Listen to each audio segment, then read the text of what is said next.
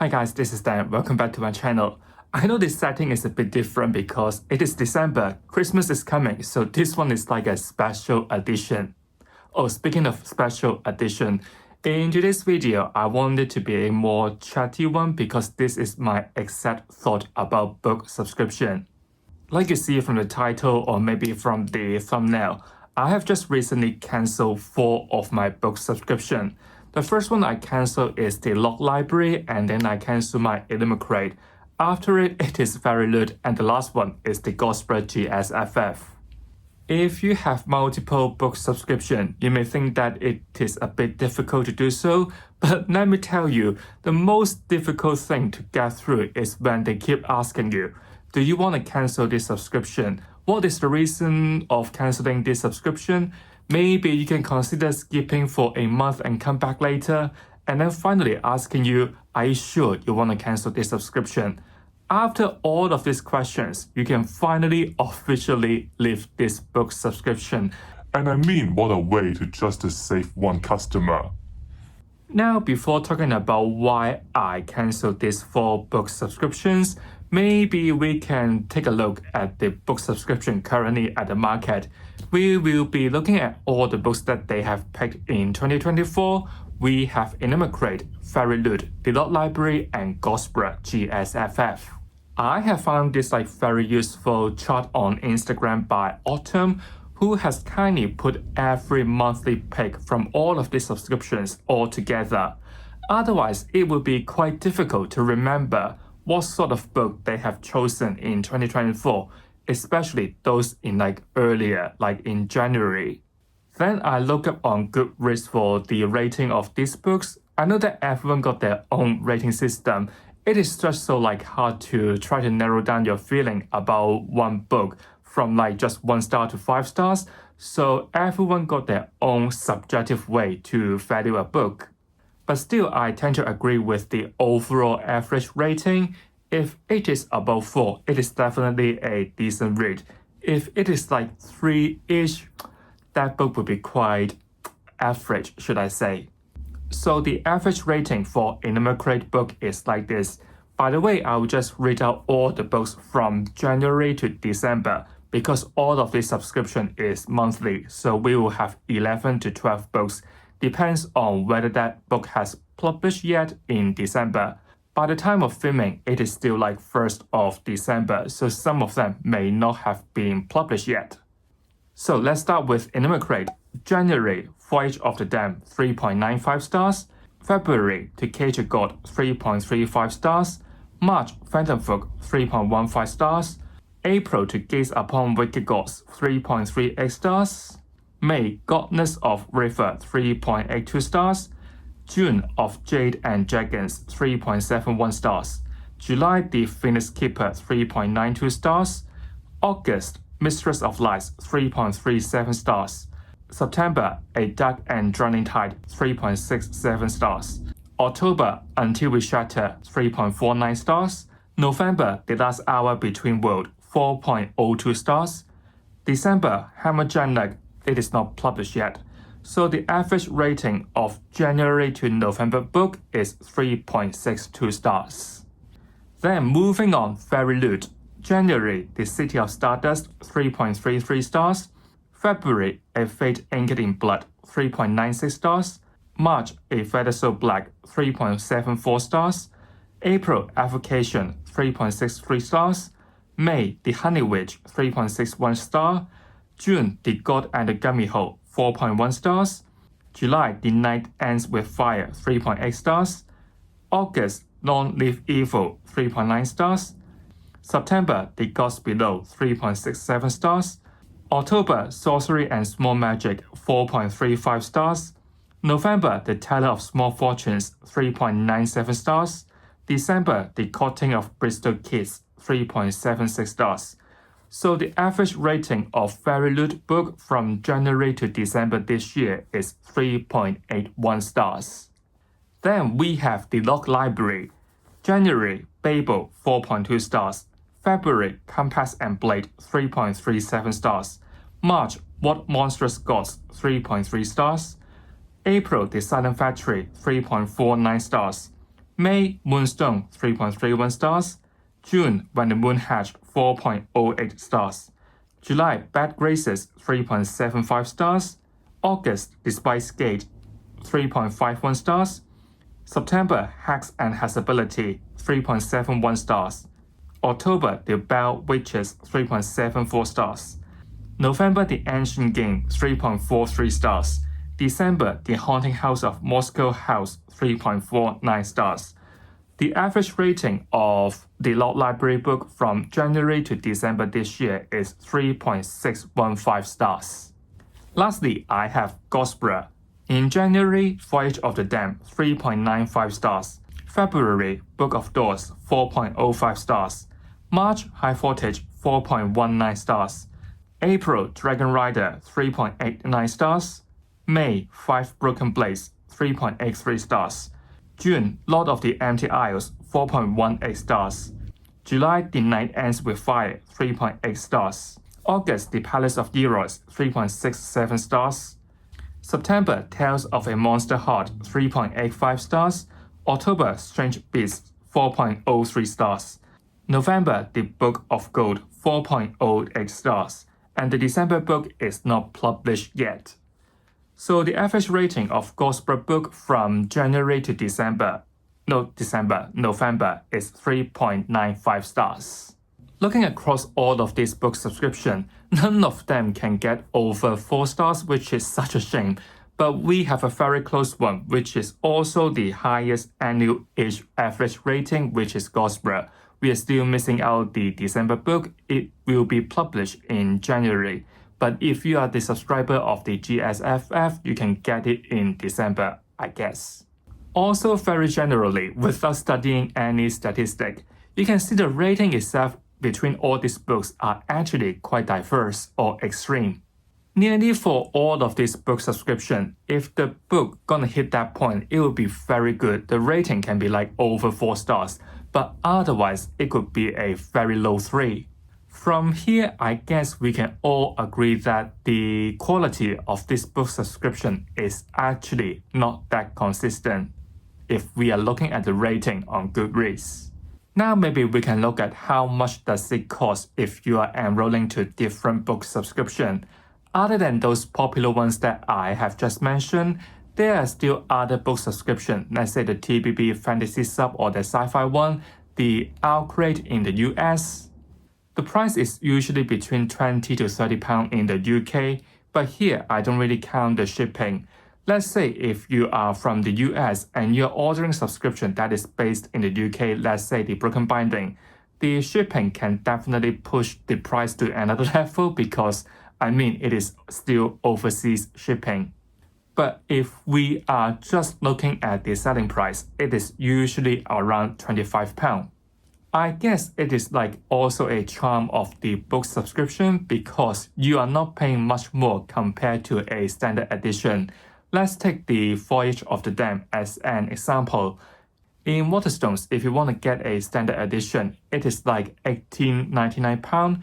But if you join Illumicrate, you can get a special edition that would be a signature of the author and of course, the most important thing, the spray edge. How much you need to pay? It is just like £20. Of course, you need to pay for the shipping as well.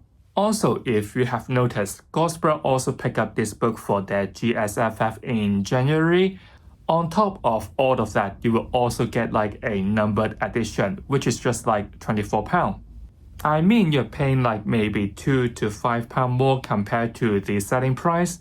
Then your whole reading experience will be more entertaining, more fun, let alone putting on the shelf the display itself with this kind of special edition would be great too. Other than the book itself, most of these companies will also sell their own special edition. As an active subscriber, some of them will allow you to pre-order before the general sale, or maybe they will offer you a little bit of discount. This is also like a good bonus if you are interested in other books as well. But if you're like me, trying to venture out, trying to expand my reading with different kind of book subscription, the cost itself, without a doubt, could be quite high. In terms of the cost, if you just have one book subscription, it's gonna be fine because it will be just like £25 a month. If you have one more, still manageable, right? £50. But if you have more than that, it can easily go up to or go over £100 a month. I mean, it is actually quite a lot of money just on books, let alone you still want to get some more extra books that this kind of book subscription is not doing. Or maybe I'm not that rich enough, I can get all of this book subscription. From my own experience, if you're having more than one book subscription and you keep getting books on a monthly basis, your TBR will be full of these subscription books, I'm not gonna lie. I'm the kind of person that I will clear these subscription books as soon as I got them. Otherwise, if you keep buying in more books and then you don't clear out these books as fast as possible, your TBR will just get longer and longer. So on the positive side, you can say like, thanks to this book subscription, I can try out books that I don't normally pick in the shop. But if you think it negatively, it is like a bundle sale. Someone forcing you to read books that are chosen by them. I know like it may be like philosophical thing to say to like lose your own autonomy and freedom, but to a certain extent I do agree with it. For this year, I did try out with more book subscription. Earlier in this year, I just got Goldsboro, but later I got my invitation from the Broken Binding Fantasy Sub. So I do feature quite a lot this kind of subscription books on my monthly TBR because like I said, I want to keep up with all of them so that my TBR won't get too long. I just don't want to leave them on the shelves and waiting for me one day to pick it up. I mean, I paid for them as well. Once again, here I'm not saying like book subscription is evil. I'm not meaning anything like that. But imagine the books that you have received is shit for 1 month, and then the second month, and then the third month. But you want to be smart with your skip, you don't want to waste any of it. I mean, just take Illumicrate as an example. The rating is like 3.37, 3.67, 3.49 in 3 months in a row. I mean, they are low 3. Imagine with this kind of rating of books, and then you're not just like receiving 1 book, but like 2 books, 3 books. It will definitely throw you to a reading slump. Then you may be thinking, I want to keep my subscription just in case it will get better in the future, just in case one day they will publish my favorite book. But at the moment, the books that you have received are not great. You want to resell them. And to be honest, it is not easy to sell them even at cost nowadays. From my own experience of selling this kind of subscription books, let's say from Illumicrate, from Goldsboro GSFF, and maybe buying some new one in, I do observe that if you really want to sell these books out, you do need to put like at least 20% off. I'm not gonna lie.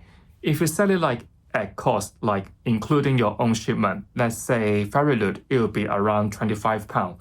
If you put £25 on like eBay, on maybe like Vinted, you get the traffic, but I'm not sure can you really sell it. I usually see people sell them below £20, I'm not gonna lie. I know it is like really low for you to sell the books, you are not making any profit, but it is the truth, sadly. Maybe one day you want to declutter your bookshelf and do some unhauling. To be honest, these subscription books don't really worth a lot. Like I said, I have to sell my Goldsboro GSFF book as dirt. I'm not gonna lie, I can't even sell them at cost. They have to like far below cost. They are like dirt, they are like cardboard sale. I'm not joking here. So it does make me to rethink, why do we keep this kind of subscription? And I think most of us will answer FOMO. But what did we miss actually? Is it like the special edition of your favorite book? Is it like the signature from the author? Or is it just like simply, people want it so I can't miss it? Now, looking across all the titles from all of the book subscription that I have just mentioned, the most precious one, or maybe the most sought one, I guess is either Babel or When the Moon Hatched from the Lock Library. I remember I saw quite a lot of people, especially from the US, want the library edition of When the Moon Hatched, and they are offering quite a high price for that book. I still remember vividly because I sold my copy too. You may be thinking like, I can make a lot of money from this kind of investment, but let me tell you, looking across all of these book subscriptions, other than these two, I can't remember any single one of them. People are like going super crazy about them. I know that it is quite tempting when you see people unboxing all these like subscription books, all this kind of special edition and thinking they are so beautiful and I need to have it. But what I have learned in this year is that you don't need a book subscription to get subscription book. If you see any title that you are interested in, that you find very beautiful from all of these book subscriptions, at this moment, it is so easy for you to find one from all of the private sellers. I'm not gonna lie. It won't break a bank to just to get one subscription book. Sometimes they can even go below cost. Imagine you pay every single one of the book and you use up all the skips just to wait for a book that's gonna be hyped. Versus you buy that hype book without the constraint of a book subscription.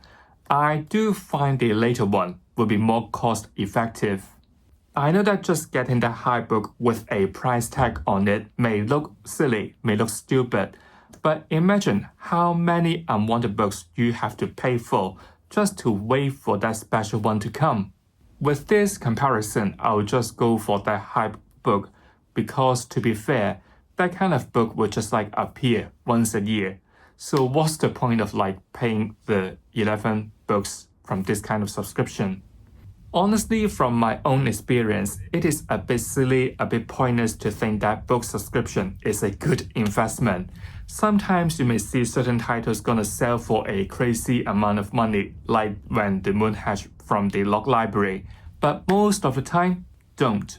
If you don't trust me, you can search for all the titles that I have just mentioned from all of this book subscription and see how much they are selling for now on maybe eBay or Vinted. They are usually below cost, unless they are like big title. Maybe now I can share the reasons why I cancel most of my book subscription. For Fairyloot, for Illumicrate, Goldsboro GSFF, and the Lock Library, I think the reason is pretty simple. The pics are just not my cup of tea. Illumicrate is not that bad because they come with a signature of the author, but I just find their pics a bit weird, a bit odd, leaning towards the YA side, which is not something that I usually read. Fairyloot is good for like a fun and easy read, but sometimes they could be quite romance heavy. And with the price that I am paying, I sort of wanted more, let's say, signature from the author rather than like a digital note. I know this part could be quite difficult for the author because no one wants to sign that much copies, but still, it is like making the whole experience more special. I also enjoy the idea of a reverse dust jacket, so one side would be like the other color tone for the book cover, and the other one would be like a separate artwork. But I feel like the customization or the art itself could be pushed to another level. I do appreciate the diversity of the Goldsboro GSFF. They have different subgenre, let's say YA, romantasy, mystery, thriller, horror. All you can name, they got it. But perhaps they are just a bit too diverse. I want it to be more niche in a sense. Maybe now I know what sort of books I want from this kind of book subscription. If not, their picks are usually quite good. Lock Library in a sense is quite similar to Goldsboro GSFF, quite diverse in terms of what you get. But if you are looking at the ratings on Goodreads, you know they are just like not as good as Goldsboro. The other quite important reason is quite obvious. It is about money. Now I do know what sort of books I am into, what sort of books I want from my book subscription, so it would be quite dumb for me still paying with so many different kinds of book subscription. It is a bit pointless. Sometimes when I look at my bookshelf, I do love my special edition with the spray edge displayed, but now when I look across my bookshelf, standard edition looks great too. I love the spine of it. Now I realize you don't really need all this kind of special edition. Just by getting a standard edition, it can still show how much you enjoy them. So I have to balance and rethink which book subscription I have to keep. The first one I cancel is the Lot Library, which is not difficult at all. I just get there when the moon hatched and then I sold it. And then since then, I haven't received anything from them. So what's the point of keeping you? Same goes to Illumicrate because the first book I have ever received from them is the December 2023 book. Since then, nothing come from them. So easy to cancel it as well. I did struggle a little bit with the Goldsboro GSFF, but thanks to alcohol, I did it. The most difficult thing to get through is all of that questions trying to keep you with my subscription, but at last I broke it. And at last I cancelled my Fairyloot. I can tell you, once you get rid of your first one, it is so easy to do the rest.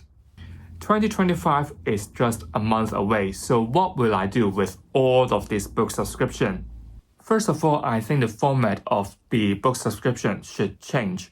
I know that it could be quite difficult because there are quite a lot of factors to consider, but as a subscriber, I want my skip policy to be quite generous.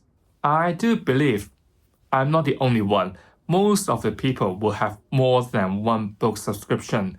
Some of them may restrict you to have only 4 skips in a year, or some of them may keep your subscription active so long as you get one book from them, maybe in 9 months. I think the later one is a better choice for subscriber. The most important thing is I may not be interested in every book you're gonna choose.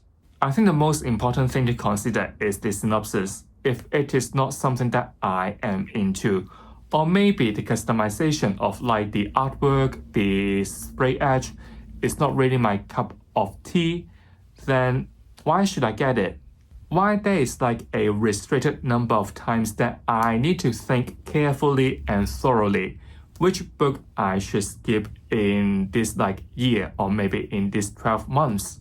Leftover stock that you can sell to your subscriber can easily go to general sale later. You can still make money from it. I know that it is definitely not easy for business to think about how many times you can skip in a year so that they can still make money, so they can still make a profit from it. But as someone who are paying for this kind of subscription, I want some more freedom in choosing which book I want to keep. That's why in terms of the skip policy, I do prefer Illumicrate or the Lot Library. They are very kind and generous. You just need to get one book in maybe 9 months. Then your I can't really say it.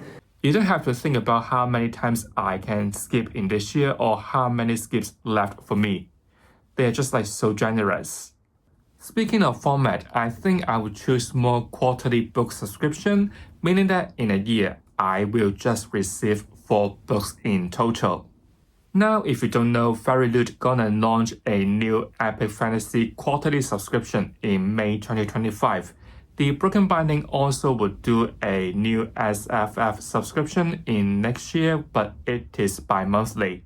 I do prefer this kind of non-monthly subscription. It means that I will receive less books from them, which most of the time will be new release, and I can choose what I want to read for the rest of the month. I will have more freedom for my own TBR, rather than thinking I need to keep up with my subscription, I need to clear them out as soon as possible.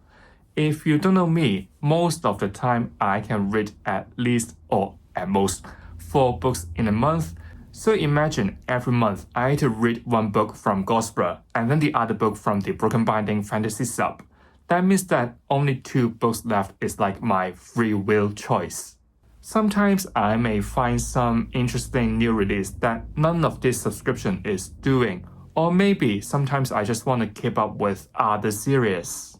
This year, I did struggle with how I can keep up with book subscription but at the same time read the series that I like. With a bi-monthly or a quarterly sub, I can squeeze out more space for my own TBR.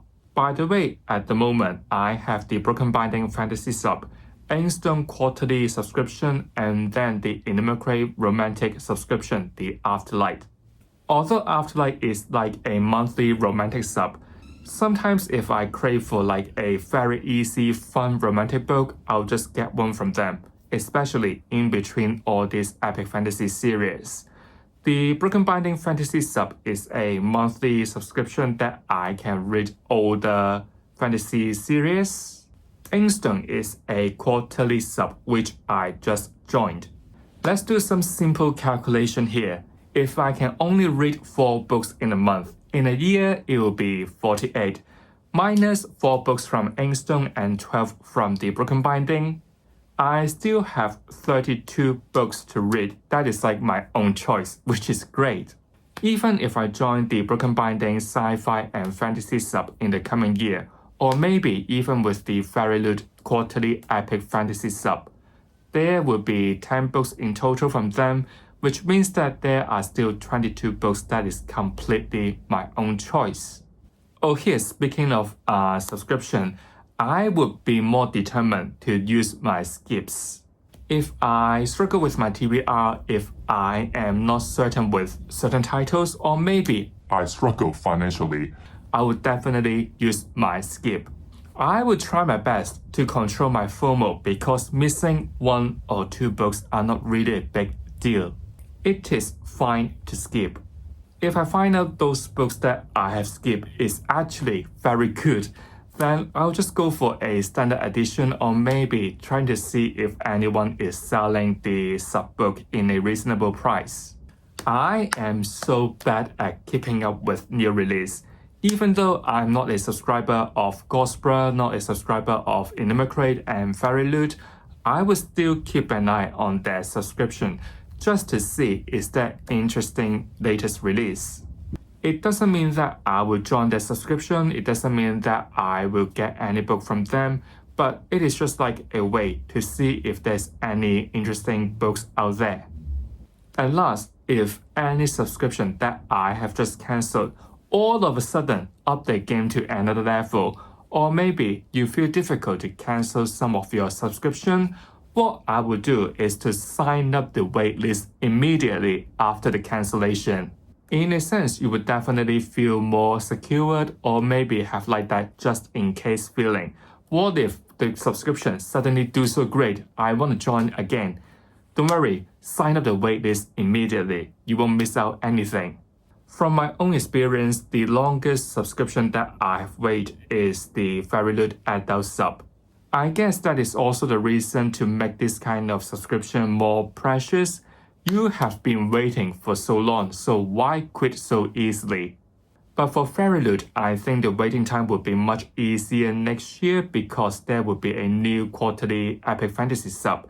And I have heard a lot of people not quite happy with their current choice. So some people may have cancelled their subscription in later 2024. I see quite a lot of people doing it. So the waiting time shouldn't be that bad. Illumicrate is usually very fast. You don't need to wait over a year just to get a spot for the subscription. Same goes to the lot library. So you don't really have to worry about how long you need to wait to rejoin this subscription in case you feel like missing out. So that's all my humble opinions about this kind of book subscription. If you've enjoyed this video, don't forget to give it a like. If you don't want to miss any content from me, make sure you have subscribed to my channel. I'll see you all real soon. Goodbye.